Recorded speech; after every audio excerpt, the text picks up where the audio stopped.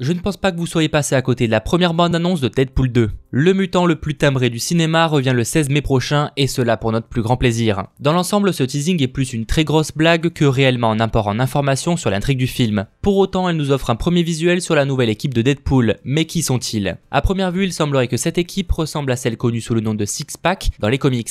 Mais il pourrait aussi s'agir de la X-Force version ciné. On sait que la Fox prévoit un film sur la X-Force et que le film Deadpool 2 devrait en partie présenter l'équipe. Ça ne serait donc pas étonnant. Dans cette scène, on voit donc 5 personnages. Le premier n'a pas besoin d'être présenté, il s'agit de Deadpool. Et la fille à gauche se trouve être Domino. Mais pour les 3 autres, on ne les a jamais vus sur le grand écran. L'acteur à droite se trouve être Terry Crew. Son personnage n'est pas évident, il existe plusieurs options. Et il se pourrait qu'il joue George Washington Bridge. C'est un mercenaire qui a fait partie des Six Pack, mais aussi du Shield. Mais c'est avant tout un rival de câble. N'hésitez pas à me dire si vous les connaissez dans les commentaires. Sinon, il se pourrait aussi que son personnage soit Hammer ou encore Garrison Kane. Dans les deux cas, ils ne sont pas des grands potes à câble et on fait partie du Six Pack. Sinon, dans le fond, on peut aussi observer 2 autres personnages. Celui de droite, je suis presque sûr qu'il s'agit de Shatterstar. Ses origines dans les comics sont assez perchées, je doute qu'il les reprenne dans le film. Mais c'est un guerrier surentraîné, fort, souple, bref, un combattant de folie. Et pour finir le personnage dans le fond à gauche, il y a 2 possibilités, soit Rictor, soit Solo. On sait pas vraiment si cette équipe jouera un rôle très important, mais je pense surtout qu'ils sont là afin de présenter la X-Force qui arrive bientôt.